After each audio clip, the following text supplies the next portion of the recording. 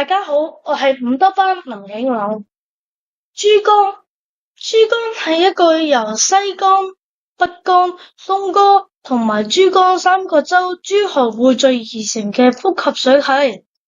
珠江年徑流量3300多億立方米，居全國江水系嘅第2位，僅次於長江，係黃河年徑流量嘅7倍，淮河嘅10倍。豐盛嘅河水同埋眾多嘅支流，俾珠江嘅航運事業帶嚟優越嘅條件。航運價值僅次於長江，居全國第2位。珠江水系水能資源蘊藏豐富，著名天山橋、大潭峽、伏鹿布格、新豐江等水電樞紐，都屬於珠江水系。珠江流域面積廣闊，多為山地同埋丘陵，總面積嘅94.5%，平原面積細而分散，僅佔5.5%。比較大嘅係珠江三角洲平原。珠江流域旅遊資源豐富，珠江嘅水源發源位於雲南省同埋貴州省，經廣西、廣東等嘅地方，最後注入南海。珠江三角洲係旗下最具特色嘅地區，呢度土地肥沃，人口密集，亦都係中國經濟最發達嘅地區之一。珠江流域自古以嚟就係農業同埋漁業嘅繁盛地，現代則以工業同埋貿易著稱。珠江三角洲擁有香港、廣州、深圳等嘅城市，被稱為中國嘅引擎。珠江係中國南部嘅主要河流，亦都係中國嘅第3長河流，僅次於長江同埋黃河。珠江總長為2400公里，流域面積為453700平方公里，包括西江、北江、東江、珠江、三角洲等嘅主要部分。歷史嘅背景，珠江流域自古以嚟就係人類活動嘅主要地區。隋唐時期，珠江流域成為海上絲綢之路嘅重要起點之一，促進咗中外文化同埋經濟交流。清明時期，廣州作為唯一嘅對外通商口岸，進一步鞏固咗珠江喺中國對外貿易中嘅地位。文化嘅背景，珠江文化係中原文化、百越文化同埋海外文化長期融合嘅結果。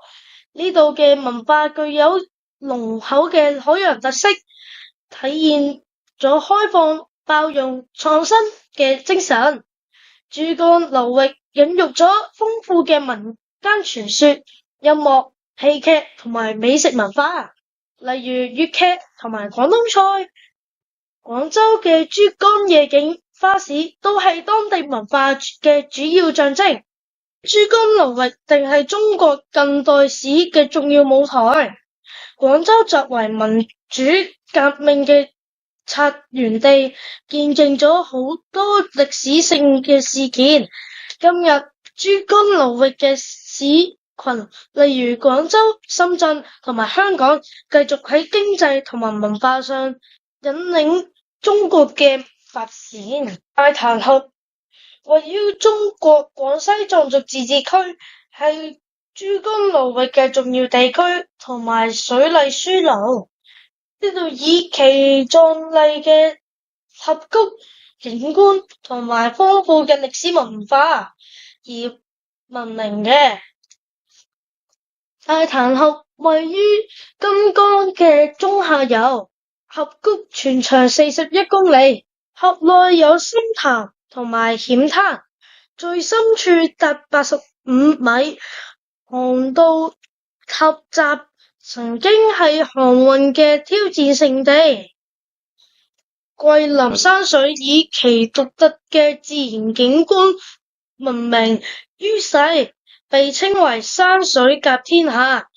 佢位於中國廣西壯族自治區桂林市，係世界自然遺產候選地之一。桂林嘅山峰呈現出奇特嘅鐘乳石形態，形狀千姿百態，典型嘅喀斯特地形讓山勢迅速巍峨挺拔。珠江水運係中國南方重要嘅內河航運系統之一，對於經濟發展同埋區域聯繫具有重要嘅意義。以下係珠江水運嘅主要特點同埋作用。珠江水系包括西江、北江和東江等主要支流，形成了覆蓋廣東、西、雲南和貴州等地嘅廣泛航運網絡。呢啲河道連接咗內陸地區同埋沿海港口，為貨物同埋旅客運輸提供了便利。珠江水運不僅係經濟活動嘅動脈，亦係促進區域合作和生態保護嘅重要工具。多謝大家細心欣賞。